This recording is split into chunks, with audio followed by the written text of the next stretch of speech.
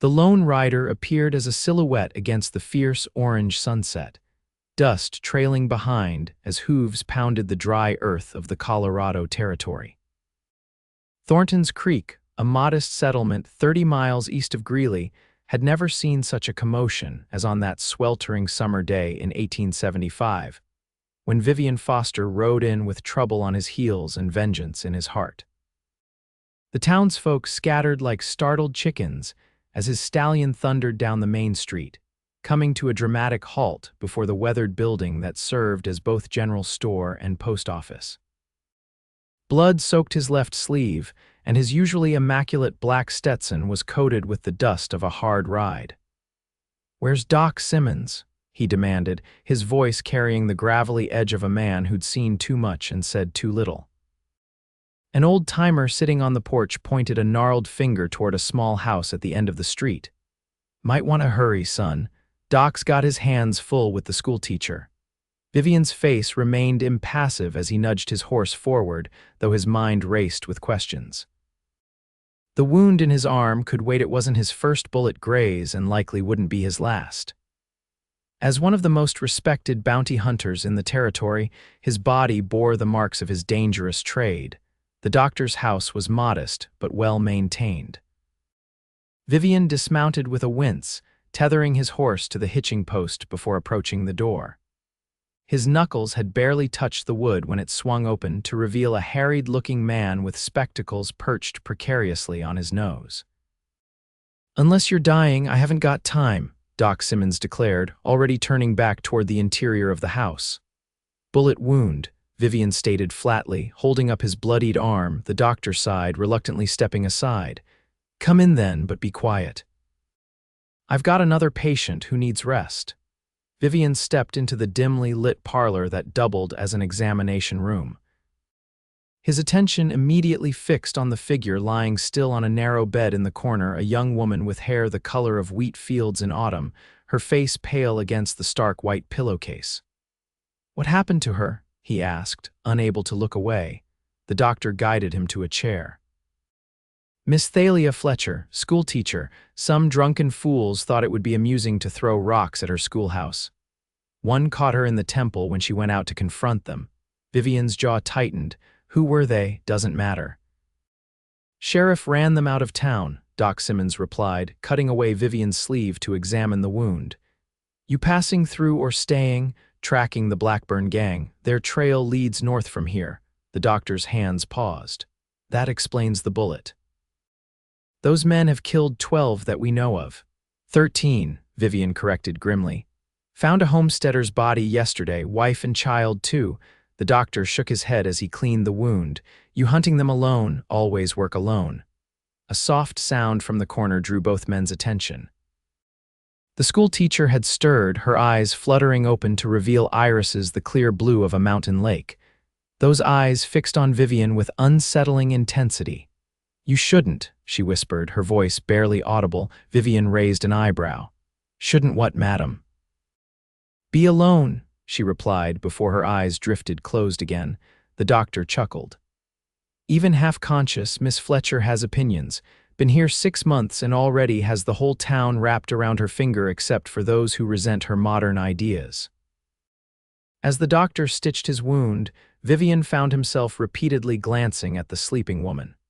There was something compelling about her face, not conventionally beautiful perhaps, but striking, with high cheekbones and a determined set to her jaw even in sleep. "She going to be all right?" he asked, surprising himself with his concern. "Head wounds bleed something fierce, but I believe she'll recover. Whether she'll stay in Thornton's Creek is another matter. Some folks here don't appreciate a woman who speaks her mind the way she does." Vivian nodded absently, his thoughts already returning to the trail ahead. The Blackburn gang wouldn't stop running until he put them in the ground or behind bars. Every day they remained free meant another potential family in danger. "You need rest," Doc Simmons advised as he finished bandaging the wound. "And so does she. You can bunk at the boarding house down the street." "I'll move on," Vivian replied, standing to leave. The doctor frowned. "Ride out now and you'll tear those stitches before you make 5 miles. One night won't lose your quarry." Reluctantly, Vivian conceded the point. His horse needed rest as much as he did, and tracking in the dark was a fool's errand. He'd leave at first light. As he turned to go, a soft voice stopped him. "They won't expect you to wait," the schoolteacher said, her eyes open again, clearer now. "Surprise is your advantage." Vivian stared at her, intrigued despite himself. "Most schoolteachers I've known don't offer tactical advice on hunting outlaws." A ghost of a smile touched her lips. "Most bounty hunters I've known don't worry about injured schoolteachers." "I don't recall saying I was worried." "You didn't have to." Her eyes drifted closed again, the brief moment of lucidity apparently exhausting her. Doc Simmons placed a hand on Vivian's shoulder, guiding him toward the door. "The boarding house. Rest. Doctor's orders." Vivian nodded, casting one last glance at the sleeping woman before stepping back into the fading daylight. Something about her lingered in his mind as he led his horse toward the boarding house. Perhaps it was just the oddity of finding such a woman in a backwater town, or perhaps it was something in those clear blue eyes that had seemed to see right through him. Either way, he told himself it didn't matter. By tomorrow, he'd be gone. Dawn had barely broken when Thalia Fletcher awoke in her own bed, transferred from the doctor's house sometime in the night. Her head throbbed with a dull, persistent ache, and her memories of the previous day were fragmented shouting, the crack of stone against wood, then blinding pain. And a man, a stranger with dark eyes and a wounded arm. "Good morning, Miss Fletcher, Mrs. Winters, the elderly widow who owned the boarding house where Thalia rented a room, entered with a breakfast tray. "Doctor says you're to stay abed today. The children, school's closed for the day. Mayor Crawford himself declared it." The older woman set down the tray and helped Thalia sit up against the pillows. "How are you feeling, dear?" "Like I've been kicked by a mule," Thalia admitted, wincing as she touched the bandage at her temple. "Mrs. Winters, was there a man at the doctor's house yesterday, wounded?" "Oh my, yes. That bounty hunter everyone's talking about, Mr. Foster." Mrs. Winters's eyes gleamed with excitement. "Quite handsome in that dangerous sort of way. Quiet, though. Took a room here last night but was gone before sunrise." Thalia felt an unexpected pang of disappointment. She remembered fragments of conversation with him, though she couldn't be certain what was real and what might have been dreamlike confusion from her injury. "Did he say where he was headed?" Mrs. Winters shook her head. "North, I presume, after those awful Blackburn boys. 3 brothers who have been terrorizing homesteaders. Killed the Johnson family just 2 days ago." Thalia closed her eyes, saddened by the news. She'd met the Johnsons once when they'd come to town for supplies, a kind couple with a bright-eyed little girl who'd been fascinated by Thalia's books. "1 man against 3 killers," she murmured. "Those aren't favorable odds. From what I hear, Mr. Foster has faced worse and prevailed." Mrs. Winters adjusted Thalia's blanket. "Now eat your breakfast and rest. The town needs its schoolteacher healthy." After the widow left, Thalia picked at her food, her thoughts drifting back to the stranger. There had been something in his eyes, not just the hardness one might expect from a man in his profession, but a profound loneliness that had resonated with something in her own heart. She understood loneliness all too well. As the only educated woman in Thornton's Creek, she existed in a peculiar isolation, respected for her position yet viewed with suspicion for her independent nature and progressive ideas. The incident with the stones had been the most violent expression of that suspicion, but it wasn't the first sign of hostility. Perhaps that was why the bounty hunter had caught her interest, another solitary figure moving through a world that never quite accepted them. 3 days later, Thalia returned to her schoolhouse, determined not to let fear keep her from her duties. The building had been repaired, the broken windows replaced. The scattered stones cleared away evidence of the community's support, despite the actions of a few troublemakers. She had just finished writing the day's lessons on the blackboard when the door creaked open behind her. Turning, she expected to see one of her early arriving students. Instead, she found herself facing the bounty hunter. Vivian Foster stood in the doorway, his tall frame silhouetted against the morning light. He looked worse than when she'd last seen him, a fresh cut across his cheekbone, exhaustion evident in the shadows beneath his eyes. but he stood straight, and his gaze was steady as it met hers. "Miss Fletcher," he said, removing his hat. "Good to see you on your feet, Mr. Foster." She set down her chalk, wiping her hands on her apron. "I heard you left town days ago." "I did." He stepped inside, closing the door behind him. "Caught up with the Blackburns at their camp near the Medicine Bow Mountains." A chill ran through her. All three of them, alone, something resembling a smile briefly touched his lips. "Took your advice, used surprise to my advantage, came in before dawn. They, too, are dead." "The youngest surrendered. I delivered him to the territorial marshal in Cheyenne yesterday." Thalia nodded, unsure what to say. There was no satisfaction in his voice, just a weary acceptance of a necessary task completed. "And now?" she finally asked, passing back through, thought-eyed. He paused, seeming suddenly uncertain, wanted to see if you'd recovered. The unexpected gesture of concern caught her off guard. "I'm well enough to teach," she replied, gesturing to the classroom around them, "though some in town might prefer if I didn't." His eyes narrowed slightly. "The men who threw those stones, they still causing trouble?" "Not openly. Sheriff had words with them." She turned back to the blackboard, uncomfortable with his scrutiny. "Children will be arriving soon, Mr. Foster. Was there something else you needed?" She sensed rather than saw him move closer, his boots making little sound on the wooden floor. "Doc Simmons mentioned something," he said, his voice lower now. "Said folks here give you a hard time because of your modern ideas. What exactly does that mean?" Thalia turned to face him, surprised to find him standing just a few feet away. Up close, the contrast between his rugged appearance and the intelligence in his dark eyes was even more pronounced. "It means I believe education should be the same for boys and girls," she replied. "That women have minds capable of understanding more than just cooking and sewing, that people of all races deserve respect and opportunity." She lifted her chin slightly. "Scandalous notions in some quarters." He studied her for a long moment. "No wonder someone threw stones." "Are you saying I deserved it, Mr. Foster?" Her voice sharpened. "Not at all." Something that might have been admiration flickered in his eyes.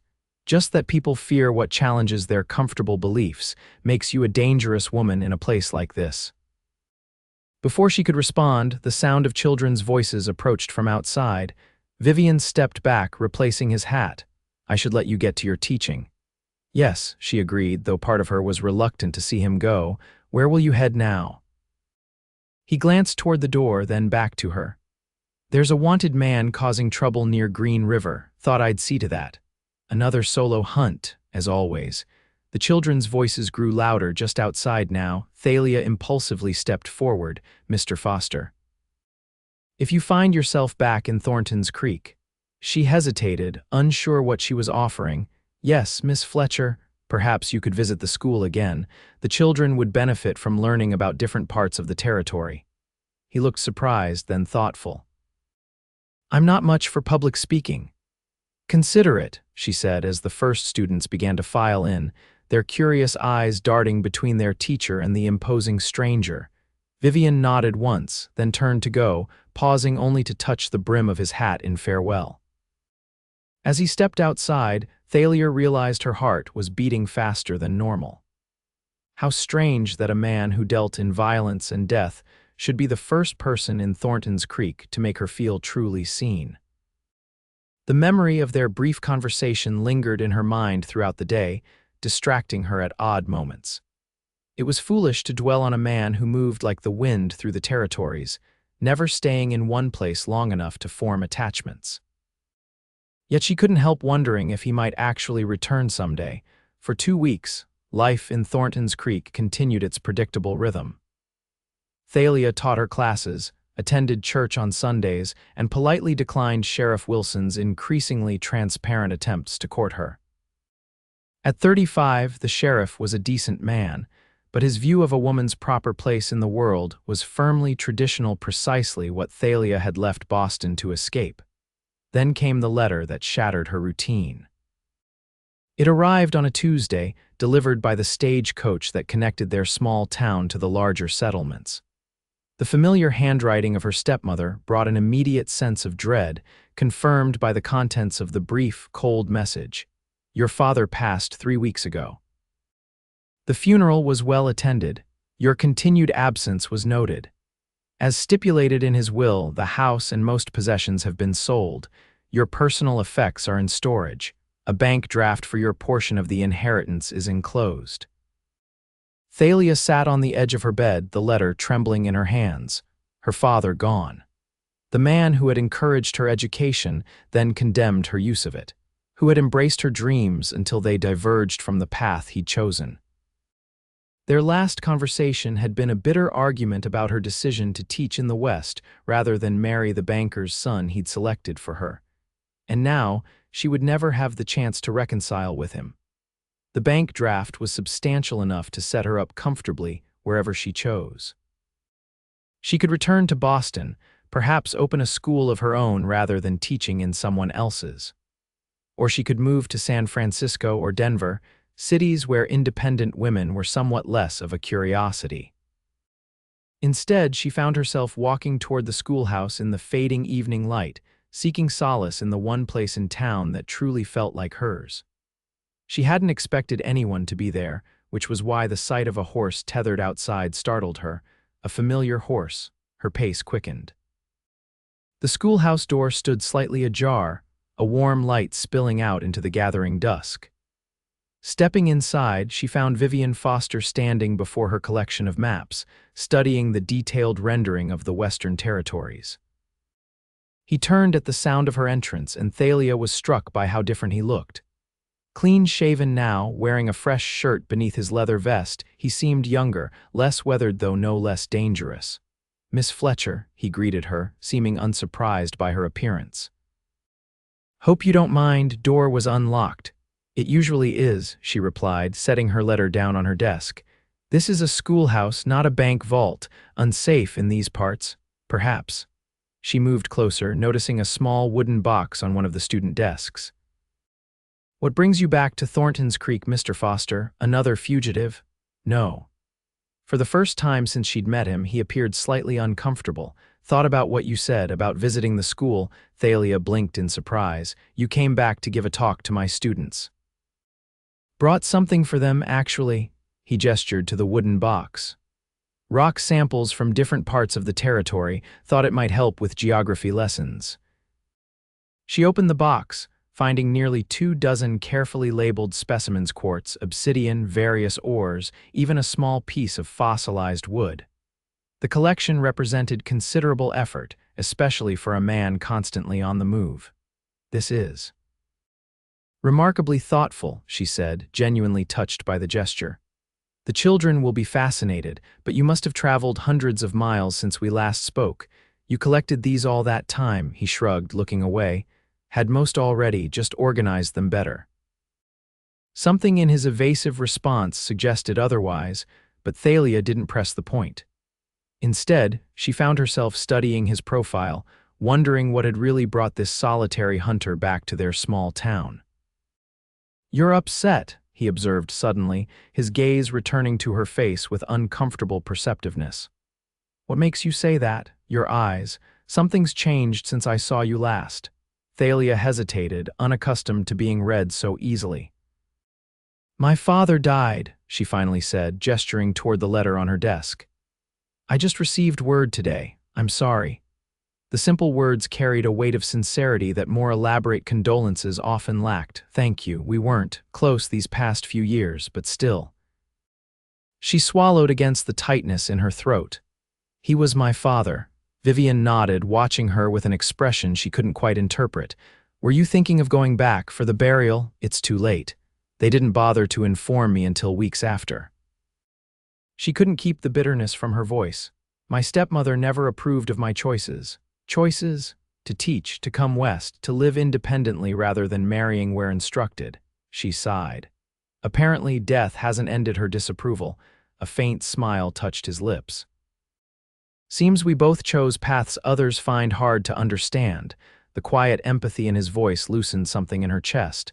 "Does it bother you, what people think of your profession? Used to." He moved to the window, gazing out at the darkening street. "Learned a long time ago that other people's opinions make for poor company on a cold night." Yet here you are, bringing educational materials to a rural schoolhouse. She joined him at the window, not exactly the action of a man indifferent to others. He glanced down at her, a peculiar intensity in his gaze. Not others, you. The simple statement hung in the air between them, fraught with implications neither seemed ready to address. Thalia felt heat rise to her cheeks, grateful for the dim light that concealed it. "I should go," she said after a moment, stepping back. "It's getting late and I have lessons to prepare for tomorrow." "Of course." He moved toward the door, pausing with his hand on the frame. "Would it be all right if I came by tomorrow for that talk with your students?" "Yes," she replied, perhaps too quickly. "They'd enjoy that very much." He nodded once, then slipped out into the night, leaving Thalia to wonder at the strange, fluttering sensation in her chest. A sensation dangerously close to hope. The next day's class was unlike any Thalia had taught before. Her usually restless students sat in rapt attention, as Vivian described the landscapes of the territories, the vast prairies, towering mountains, hidden valleys, and dangerous badlands. He spoke of encounters with various native tribes, careful to present them not as savages, as so many settlers did, but as people with their own complex cultures and legitimate grievances. Most surprising was his knowledge of natural history. As he presented the rock samples, he explained geological formations with the precision of a university professor rather than a bounty hunter. When young Timothy Walker asked how he knew so much about rocks, Vivian's response revealed an unexpected depth. "Before the war, I studied at a university back east. Geology was a particular interest." The revelation stunned Thalia.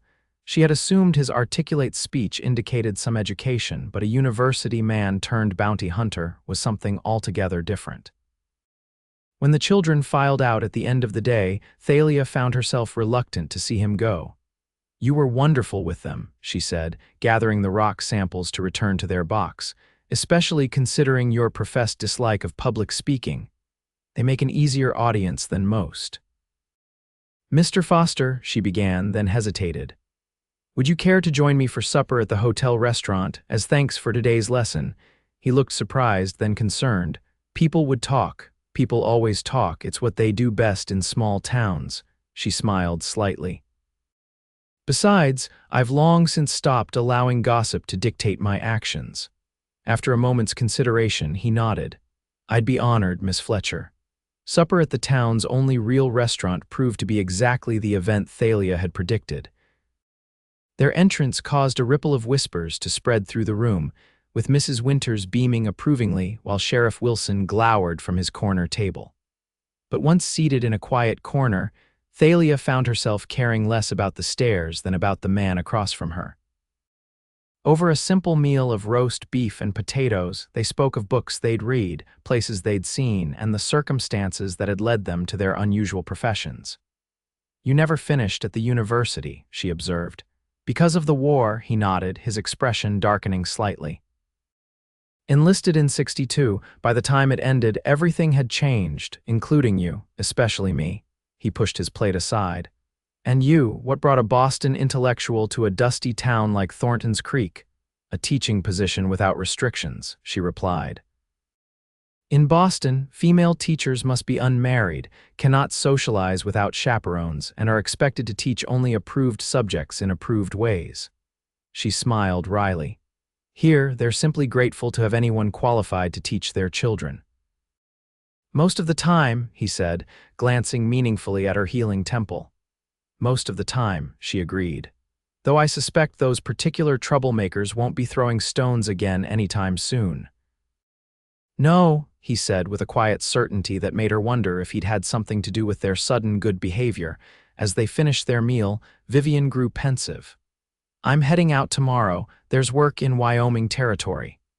The news shouldn't have disappointed her as much as it did.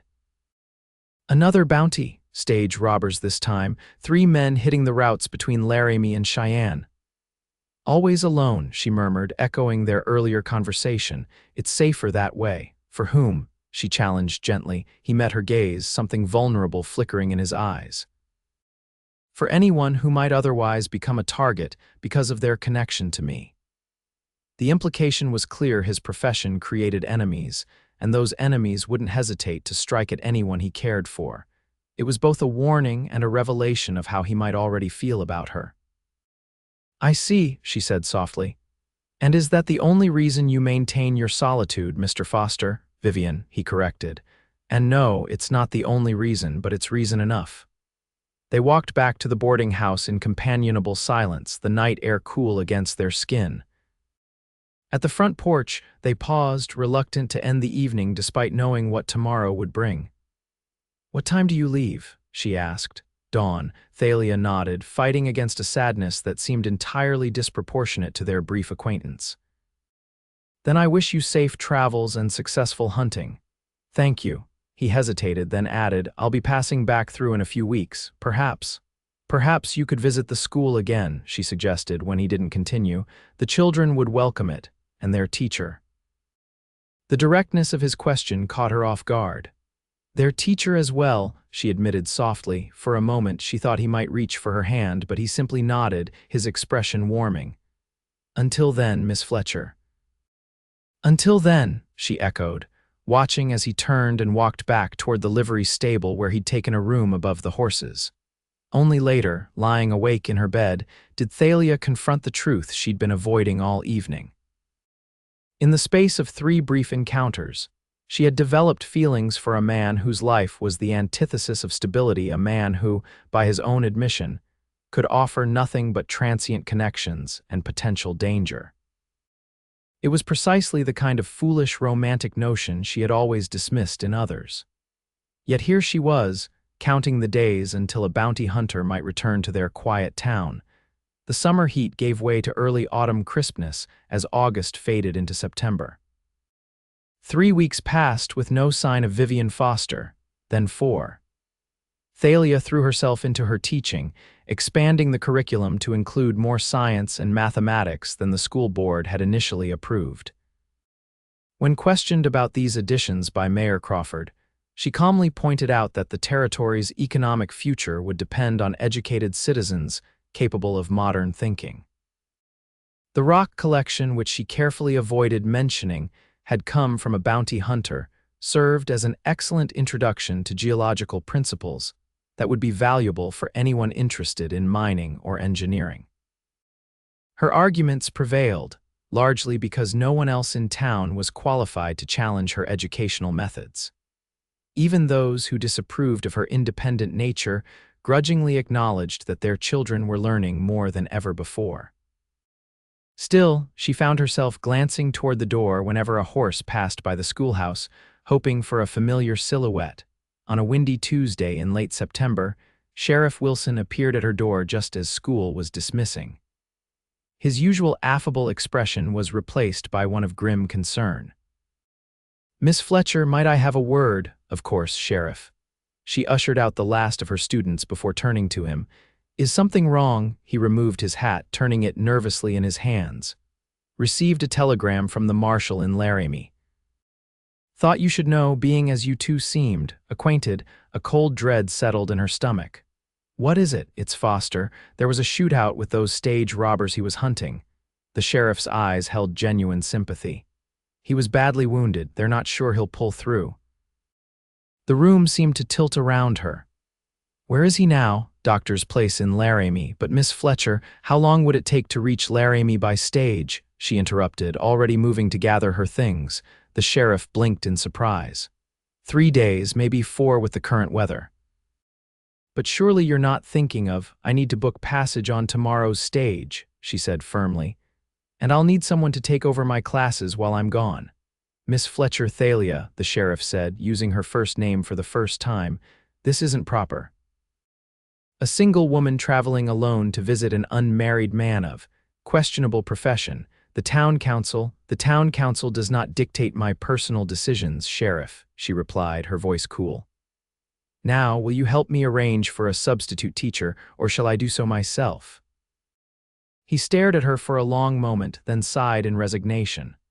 "Mrs. Peterson was a teacher before she married. I'll speak with her." "Thank you." "Thalia," he said as she moved toward the door, "what exactly is Foster to you?" She paused, considering the question. I'm not entirely certain, she answered honestly, but I intend to find out before it's too late. The journey to Laramie was arduous. Autumn rains had turned sections of the trail to mud, slowing their progress and forcing overnight stops at way stations that offered little more than basic shelter and questionable food. Thalia endured the discomforts with stoic determination, her mind fixed on the uncertain condition of the man she was traveling to see. The other passengers, a merchant and his wife and an elderly minister, regarded her with curiosity but little judgment after she explained she was traveling to assist an injured friend. The minister even offered a prayer for Vivian's recovery, which Thalia accepted gratefully despite her own complicated relationship with formal religion. Laramie greeted her with brisk winds and lowering clouds that threatened more rain. After securing a room at her respectable women's boarding house, she made her way to the doctor's residence on the eastern edge of town. The doctor, a younger man than Thornton's Creek's physician, regarded her with undisguised suspicion when she inquired after Vivian. "You're not family," he stated flatly. "No, but I'm a friend, perhaps his only friend in these territories," she countered. "Please, I've traveled 4 days to see him." The doctor's expression softened slightly. "He's been asking for someone, a teacher, he said. That you?" "Yes," she replied, hope rising in her chest. "If he's conscious enough to ask for me, then he must be improving." "Don't be too optimistic, madam. He took 2 bullets, one through the shoulder that wasn't too serious, but another that nicked his lung. He's fighting a fever and in his condition." The doctor shook his head. "Well, I wouldn't place any bets on the outcome. May I see him?" After a moment's hesitation, the doctor nodded. "Follow me, but don't expect much in the way of coherent conversation." He led her through the house to a small back room where a single bed held Vivian's motionless form. Thalia's heart clenched at the sight of him, pale, thin, his breathing shallow and labored. A bandage circled his bare chest, spots of red seeping through the white cloth. "I'll leave you with him," the doctor said quietly. "Call if there's any change." When they were alone, Thalia moved to Vivian's bedside, gently taking his hand in hers. His skin felt hot, the fever still gripping him. "Mr. Foster," she said softly. "Vivian, it's Thalia Fletcher." "I've come from Thornton's Creek." For a moment there was no response. Then his fingers twitched against hers and his eyelids fluttered open, revealing fevered but conscious eyes. "Thalia," his voice was a rasp, barely audible. "You're really here?" "Yes," she confirmed, squeezing his hand. "Though if I'd known you planned to get yourself shot, I might have come sooner." A ghost of his usual smile touched his lips. "Didn't plan on it. Clearly your plans need improvement." She reached for a cloth in a basin of water beside the bed, gently wiping his forehead. "The doctor tells me you've been asking for me. Thought I was dreaming you." His eyes drifted closed again. "Wanted to tell you." "Tell me what?" she prompted when he didn't continue. "Too dangerous," he murmured. "My life can't ask you to." "You haven't asked me anything," she reminded him gently, "and I'm quite capable of assessing risks for myself." His eyes opened again, focusing on her face with sudden clarity. "Why did you come?" The directness of the question demanded equal honesty in her answer. "Because in all my time in Thornton's Creek, you're the only person who has truly seen me, not as a curiosity or a challenge or a potential wife, but as myself." She paused, gathering her courage. "And because I couldn't bear the thought of never seeing you again." He stared at her, something raw and vulnerable in his gaze. "They said you deserved better." "Who said?" "Everyone." His voice strengthened slightly. "The marshal, the doctor, said a schoolteacher had no business with someone like me, and what do you think?" "I think," he said slowly, "that they're right." Thalia felt as if she'd been struck. "I see." "No," his grip on her hand tightened. "You don't. I think they're right that you deserve better, but I'm selfish enough to want you anyway." The admission hung between them, charged with implications neither had the strength to fully explore in his current condition. "Rest," she told him, her voice thick with emotion. "We'll talk more when you're stronger. You'll stay." The question held a note of disbelief, as if he expected her to vanish like the fever dreams that had likely plagued him. "For as long as I can," she promised. "Now sleep, I'll be here when you wake," and she was. For 3 days, Thalia divided her time between the boarding house and Vivian's sick room, reading to him when he was awake, bathing his forehead when the fever spiked, and simply sitting beside him when exhaustion claimed him. The doctor, initially skeptical of her presence, gradually accepted her as a beneficial influence on his difficult patient. On the 4th day, Vivian's fever broke.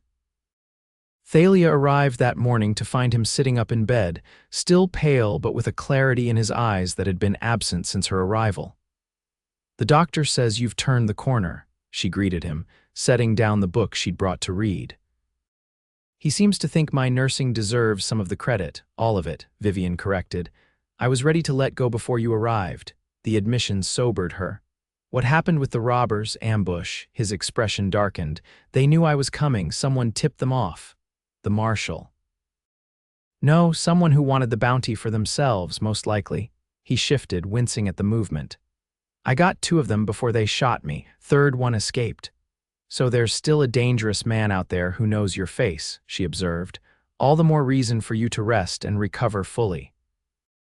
He studied her, his gaze more penetrating than it had been during his fevered state. "You can't stay much longer, can you?" "I need to return to my students," she acknowledged reluctantly. "I promised to be back within 2 weeks, and I've kept you from them for nearly a week already." He frowned. "You shouldn't have come, Thalia. Your reputation is already thoroughly unconventional," she finished for him. "One more deviation from propriety will hardly matter." "It matters to me," he said quietly. "What people think of you. Why? Because I—" He hesitated, then set his jaw with determination. "Because I love you. God help me, I didn't mean to, but I do." The words, spoken plainly without flourish or pretense, struck her with the force of physical blows. For a moment she couldn't respond, overwhelmed by the simple declaration. "You don't need to say anything," he continued into her silence. "I know it's foolish. A bounty hunter with no home, no stability, nothing to offer a woman like you." "A woman like me," she repeated. "And what kind of woman do you think I am?" Vivian Foster, he looked confused. "Educated, refined, deserving of security and respect, and incapable of knowing my own heart." She moved closer, sitting on the edge of his bed. "You speak of having nothing to offer, yet you've given me the one thing I've never found in Thornton's Creek or Boston or anywhere else."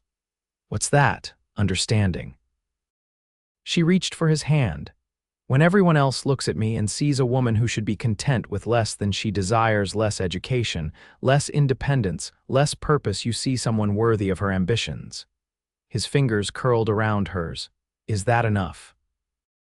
"Understanding doesn't build a home or provide for children." "Perhaps not," she acknowledged, "but it's the foundation without which nothing else matters." She took a deep breath. "I love you too, Vivian, despite every practical reason not to." His expression transformed, hope warring with disbelief. "Thalia, I'm not asking for promises," she continued quickly, "or changes to your life that you're not ready to make. I'm simply telling you that your feelings aren't one-sided." For a long moment he said nothing, his thumb tracing circles on the back of her hand. Finally he spoke, his voice rough with emotion. "When I was lying in that gully, bleeding and certain I was dying, all I could think about was you, not the bounty, not the men I was hunting. Just you and all the things I'd never said." He met her gaze steadily. "I don't want to make that mistake again." "What are you saying?" "That I want a different life, one that includes you." His grip on her hand tightened. "If you'll have me." "As what?" she asked softly. "A husband who's gone for months at a time, hunting dangerous men, always wondering if you'll return alive." "No," he shook his head.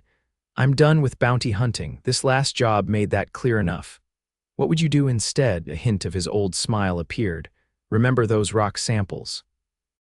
"Geology wasn't just an interest, it was going to be my profession. Before the war changed everything. Understanding dawned. You could work for the mining companies or the railroad. They're always in need of men who understand the land." "Stable employment," he agreed, "in one place." "Where?" "Wherever you are," he said simply. The answer brought tears to her eyes. No one, not her father, not her would-be suitors back east, not anyone in Thornton's Creek had ever offered to build their life around her dreams rather than expecting the reverse. "They said I'd never be loved," she whispered, voicing aloud for the first time the cruel assessment her stepmother had delivered on her departure from Boston. That no man would want a woman with books in her head and independence in her heart. Vivian reached up to touch her cheek, his calloused fingers infinitely gentle. Then watch me prove them wrong. In that moment, with those words, Thalia Fletcher knew with absolute certainty that the unconventional path she had chosen had led her exactly where she belonged. It took another 2 weeks before the doctor declared Vivian well enough to travel, though he insisted the journey be taken in short stages with ample rest. During that time, Thalia returned reluctantly to Thornton's Creek, promising to come back for him when he was ready. Her return to the schoolhouse was met with a mixture of relief from her students and barely concealed disapproval from certain members of the community. Sheriff Wilson, in particular, maintained a cool distance that suggested his interest in courting her had been thoroughly extinguished by her impetuous journey to Laramie. Only Mrs. Winters offered unconditional support, her romantic soul captivated by what she called a love story worthy of a novel. "When will your Mr. Foster be joining us?" she asked one evening as they sat in the boarding house parlor. "He's not officially my Mr. Foster," Thalia demurred, though the thought sent a pleasant warmth through her. "And I'm not certain. His recovery is progressing, but travel is still difficult. But he will come." "Yes," she replied, unable to suppress a smile, "he will come." The promise was fulfilled on a crisp October morning when the eastbound stagecoach deposited a still pale but upright Vivian Foster on Thornton's Creek's Main Street. Thalia, who had received a telegram the day before announcing his arrival, was waiting, her heart pounding with an excitement that felt both juvenile and completely justified. Their greeting was properly restrained a handshake, a warm exchange of Miss Fletcher and Mr. Foster, but the look that passed between them spoke volumes that propriety forbade in public. That evening, after he had secured a room at the boarding house, Mrs. Winters insisting on placing him at the opposite end of the hallway from Thalia's room for propriety's sake, they walked along the creek that gave the town its name, finally free to speak openly. "I've been offered a position," Vivian told her as they paused on a small wooden bridge. "With the Geological Survey, they're mapping resources throughout the territories." "That sounds perfect for you," she replied, genuinely pleased. "Where would you be based?" "Denver primarily, but with travel throughout Colorado and Wyoming." He turned to face her directly. "It's good, stable work, respectable." "I'm glad," she smiled. "Though I confess I'm having trouble picturing you in an office rather than on horseback."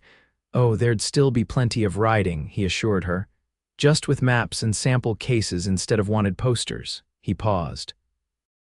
"The position starts in January, gives me time to fully recover. And until then, I thought I might stay here." His eyes held a question. "If that wouldn't complicate things for you." "Things are already complicated," she admitted. "Half the town thinks I've ruined myself by rushing to your sick. The other half is simply waiting to see what scandal I'll cause next." "I'm sorry," he said, regret evident in his voice. "That's exactly what I wanted to prevent. Don't be sorry." She stepped closer to him. "I've never regretted my decision, not for a moment." His hand found hers, their fingers intertwining naturally. "Thalia, there's something I need to ask you." "Yes. Denver isn't so far from here, by train just a day's journey." He took a deep breath. "Would you consider?" "That is, would you be willing to?" "Yes," she said simply. He blinked. "You don't know what I'm asking yet." "You're asking if I would consider moving to Denver," she replied with a smile, "or perhaps if I would marry you. Either way, my answer is yes." His expression shifted from nervousness to wonder. "Just like that, just like that." She squeezed his hand. "Though I would prefer the second option if that's what you're offering." "It is." He pulled her gently closer. "I love you, Thalia Fletcher. I want to build a life with you, one where neither of us has to compromise who we are or what we believe." "That's all I've ever wanted," she whispered, her eyes shining with unshed tears. "Someone who doesn't ask me to be less in order to be loved." "I want you to be more," he said fervently. "To teach, to write, to change minds, whatever you dream of doing." And I want you to use that brilliant mind of yours for something that brings you satisfaction without constantly putting you in danger." He smiled, the expression transforming his face. "So we're agreed." "We are," she confirmed. "Though we should probably discuss the details before making any announcements." Timing, arrangements, her practical considerations were interrupted as he leaned down to kiss her. It was their first kiss, tentative at first, then deepening as she responded with an eagerness that surprised them both. When they finally separated, both were breathing faster and Thalia could feel a blush heating her cheeks. "I apologize," Vivian said, though his expression suggested he wasn't sorry at all. "That was presumptuous."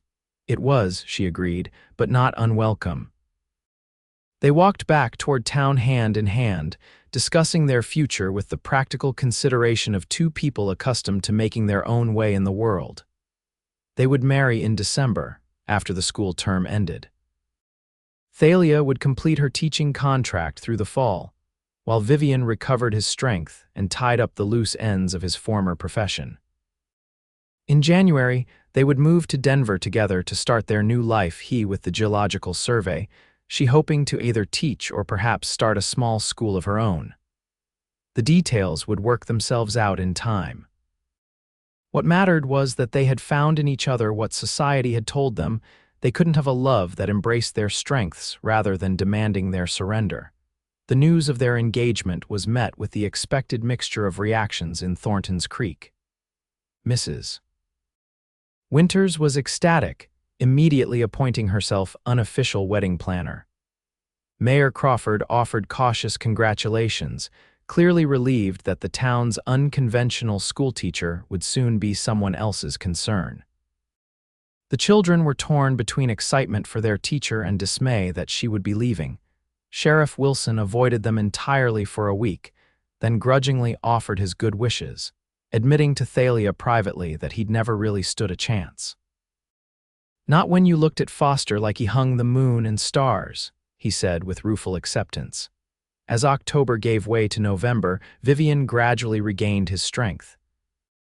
Though he still tired more easily than before his injury, he proved himself useful around town, helping repair the church roof damaged in an early winter storm, teaching the older boys practical surveying skills, and even assisting the sheriff when a band of cattle thieves threatened the nearby ranches.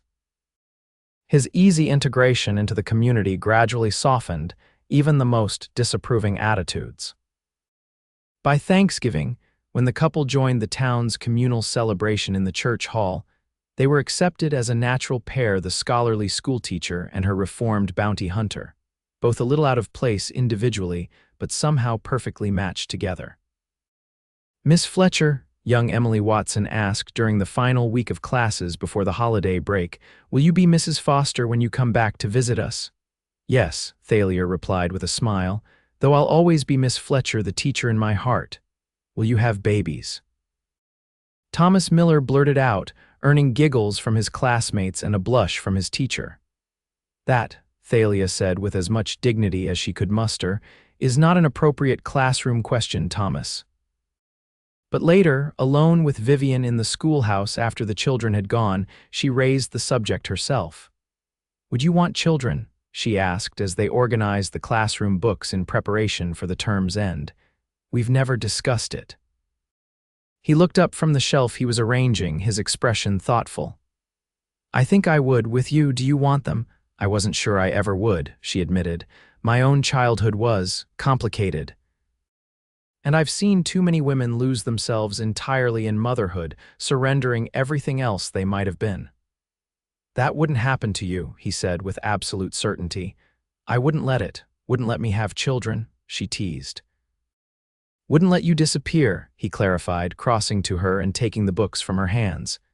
"Being a mother doesn't mean you stop being a teacher, a thinker, a force for change in the world." She leaned into him, marveling at how natural it felt. "How did I find you?" "A man who thinks this way in a world that doesn't. I could ask the same," he murmured against her hair. "A woman who sees past what I was to what I could be." As December arrived with its biting cold and pristine snowfalls, wedding preparations consumed what little free time Thalia had between closing the school term and packing her belongings. The ceremony would be simple, held in the church with the minister officiating, followed by a reception in the town hall. Mrs. Winters insisted on baking the wedding cake herself, while the ladies' auxiliary committee took charge of decorations. Thalia wrote to her few remaining friends in Boston, knowing they wouldn't be able to attend but wanting them to know of her happiness. One replied with a package containing a beautiful lace handkerchief for something old, while another sent a silver hairpin as something blue, the sapphire in its setting matching Thalia's eyes. On the morning of December 18th, as she prepared in her room at the boarding house, an unexpected visitor arrived. Sheriff Wilson, looking uncomfortable in his Sunday best. "Pardon the intrusion, Miss Fletcher," he said, standing awkwardly in her doorway. "There's someone here to see you." "Now." "I'm getting married in 2 hours. Says she's your sister. Came on the morning stage." Thalia froze. "Half-sister," she corrected automatically. "Margaret," the sheriff nodded. "She's waiting in the parlor." Descending the stairs in her dressing gown, her hair still in pins, Thalia found a slender woman in an expensive traveling suit pacing before the fireplace. At 32, Margaret was 4 years Thalia's senior, and the resemblance between them was subtle but unmistakable. The same blue eyes, though Margaret's held none of Thalia's warmth. "Margaret," Thalia greeted her cautiously, "this is unexpected." Her half-sister turned, assessing her with a critical eye. "You look well. Country air agrees with you, apparently. What are you doing here? I received your letter about your marriage." Margaret removed her gloves methodically. Mother was concerned. "Concerned?" Thalia raised an eyebrow. "Or hoping to prevent it. Both, perhaps." Margaret sighed. "She sent me to confirm you weren't being coerced or deceived. A former bounty hunter with convenient geological expertise, you must admit it sounds suspicious. Vivian has documentation of his education. References from the Geological Survey. He's exactly who he claims to be, a violent man with a questionable past. A good man who did difficult work," Thalia countered, "and now wishes to do something different." Margaret studied her for a long moment. "You truly love him?" "Yes." "And he loves you, not your inheritance." Thalia laughed outright. "He doesn't even know about it. We've never discussed finances beyond ensuring we both have employment in Denver." This seemed to genuinely surprise Margaret. "You haven't told him?" "It hasn't seemed relevant." "We have enough for what we need." Thalia's expression softened slightly. "I'm happy, Margaret, truly happy." Her half-sister sank onto the sofa, suddenly looking tired. "Mother said it wouldn't last your independence. That you'd either come crawling back to Boston or find yourself ruined in these territories. And you came all this way to witness which it would be." "I came," Margaret said slowly, "because part of me hoped she was wrong." She met Thalia's gaze directly. "We've never been close. Your choices seemed foolish to me, rejecting the security of a good marriage, abandoning civilized society for this."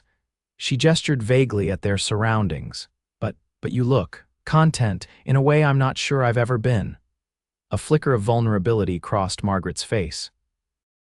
"My marriage is everything Mother could have wished for, respectable, comfortable, proper in every way."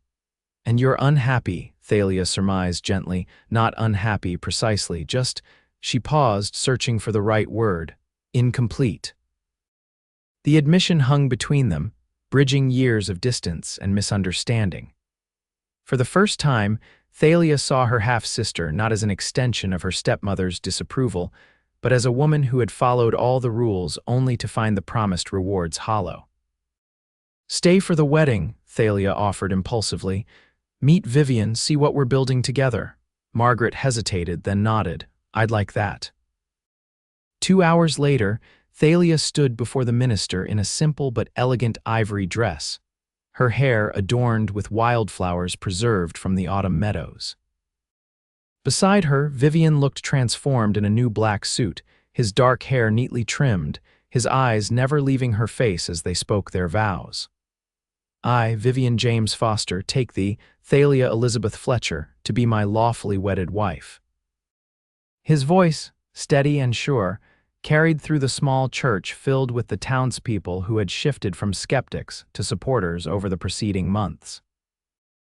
In the front pew, Margaret watched with an expression of growing understanding as the couple exchanged promises that spoke not of ownership or obedience, but of partnership and respect. "With this ring I thee wed," Thalia said, sliding a simple gold band onto Vivian's finger, a companion to the one he had placed on hers moments before. Both had been crafted by the town's blacksmith, who had revealed an unexpected talent for fine metalwork. "By the authority vested in me," the minister pronounced, "I now declare you husband and wife. What God has joined together, let no man put asunder." The kiss that followed was brief but tender, appropriate for the setting yet conveying the depth of feeling between them. As they turned to face their friends and neighbors as Mr. and Mrs. Foster, Thalia caught her sister's eye. To her surprise, Margaret was smiling a genuine smile unmarred by the condescension that had characterized most of their adult interactions. The reception that followed was a joyous affair, with music provided by a local fiddler and enough food to feed the entire county. Vivian and Thalia circulated among the guests, accepting congratulations and well wishes with gracious warmth. When they finally had a moment alone, standing in a quiet corner of the hall, Vivian nodded toward Margaret, who was engaged in surprisingly animated conversation with Mrs. Winters. "Your sister seems different from what you described," he observed. "She is," Thalia agreed. "Or perhaps I'm seeing her differently. Either way, I'm glad she came." Even though she was sent to prevent our marriage, Thalia looked up at him in surprise. "How did you know?" "Sheriff Wilson told me, wanted me to be prepared in case there was trouble." He smiled slightly. "I think he's still half in love with you himself." "Nonsense," she protested, though not very convincingly. "Wilson simply takes his duties seriously, as do I." Vivian's arm slipped around her waist. "Mrs. Foster," the name sent a pleasant shiver through her. "That will take some getting used to. We have time," he reminded her. "A lifetime." As the celebration continued around them, Thalia reflected on the journey that had brought them to this moment. From a schoolhouse confrontation to a sick in Laramie to this wedding hall in Thornton's Creek, an unlikely path that had led to the most likely of destinations. "They said I'd never be loved," she whispered, echoing her words from that day on the bridge. Vivian's arms tightened around her. "And I promised to prove them wrong." "You have," she assured him, "beyond any doubt." Later that night, after the guests had departed and they had retired to the bridal suite arranged by Mrs. Winters in the town's small hotel, Thalia and Vivian discovered the final transformation of their relationship from teacher and bounty hunter to husband and wife in the most intimate sense. Their coming together was tender at first, then passionate, a physical expression of the connection that had drawn them to each other despite every obstacle. Afterward, lying in the circle of his arms, Thalia felt a sense of completion she had never known was possible. Not because she had surrendered her independence, but because she had found someone who treasured rather than tolerated it. "What are you thinking?" Vivian asked, his fingers tracing lazy patterns on her bare shoulder. "That happiness is nothing like I expected it to be," she replied honestly. "Grander and simpler all at once." He chuckled, the sound rumbling pleasantly against her ear where it rested on his chest. "That's a very teacher-like observation, philosophical. Would you prefer something more practical, such as," she propped herself up on one elbow to look at him, "such as the fact that I have an inheritance from my father, a substantial one." His eyebrows rose in surprise. "You never mentioned that." "It didn't seem relevant to us," she explained. "But it does mean that if the position with the survey doesn't work out or if I struggle to establish a school in Denver, we have options." "I don't need your money, Thalia." "I know," she smiled. "That's precisely why I'm telling you about it, because you love me for who I am, not what I have." He pulled her back down to him, his kiss conveying both tenderness and renewed desire. "I do love who you are," he murmured against her lips. "Every stubborn, brilliant, passionate inch of you. And I love you," she whispered back. "My bounty hunter turned geologist." My unexpected answer to a prayer I didn't know I was making. Their journey to Denver in January began a new chapter in both their lives. The growing city, with its mixture of refined culture and frontier rawness, proved the perfect setting for their unconventional partnership. Vivian excelled in his role with the Geological Survey, his practical experience in the territories complementing his academic knowledge in ways that earned him rapid respect and advancement. Within 18 months, he was leading his own survey teams, mapping mineral deposits that would help shape the economic future of the state. Thalia, meanwhile, found her own niche. Rather than teaching in an existing school, she used part of her inheritance to establish a progressive academy for girls that emphasized science and mathematics alongside traditional subjects.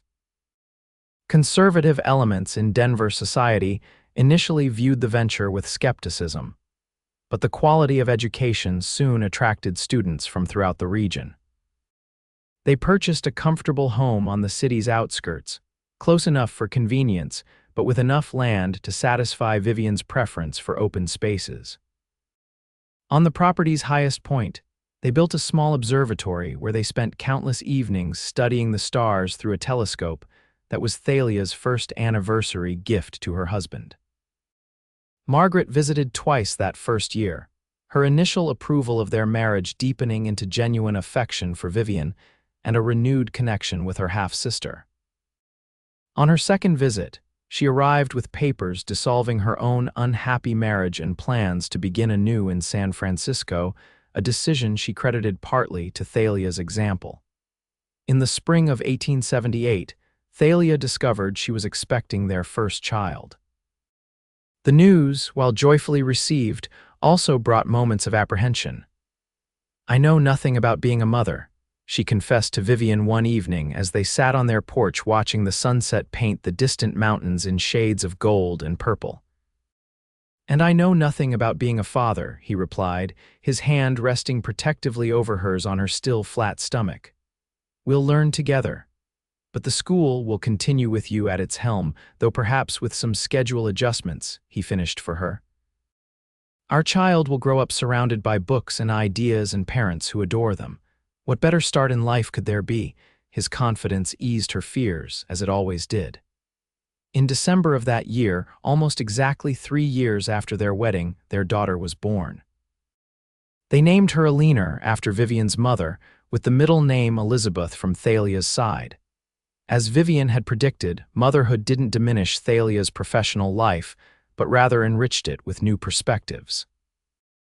Eleanor became a familiar presence at the academy, first as an infant in a basket in her mother's office, then as a curious toddler sitting in on classes, and eventually as the school's youngest official pupil.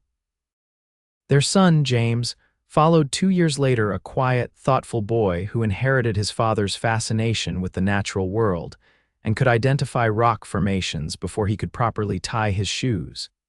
They returned to Thornton's Creek only once in the summer of 1882 to attend Mrs. Winters's funeral. The town had grown somewhat but remained essentially unchanged, except that the schoolhouse now bore a small plaque dedicating it to Thalia Fletcher Foster, who taught us all to reach higher.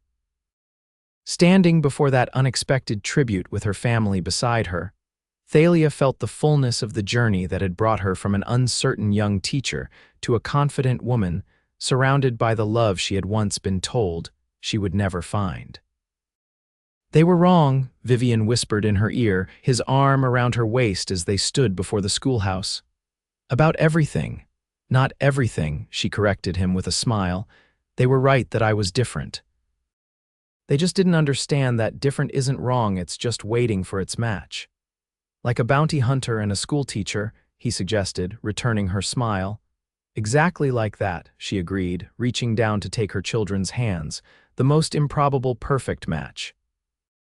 As they walked away from the schoolhouse toward their future, a future bright with promise and rich with love, Thalia reflected that the greatest lesson she had learned, and now taught to both her students and her children, was that happiness rarely came from following prescribed paths. It came instead from the courage to forge new ones, and the wisdom to recognize when someone else's path was meant to intersect with your own. They had defied expectations, challenged conventions, and created a life that honored both their individual strengths and their shared vision. And in doing so, they had not only proven wrong those who said Thalia would never be loved, they had expanded the very definition of what love could be, not ownership or subjugation, not compromise or sacrifice, but partnership and growth, respect and passion, honesty and trust. A love that freed rather than constrained, that expanded rather than limited, that celebrated rather than tolerated. A love, in short, worth waiting for.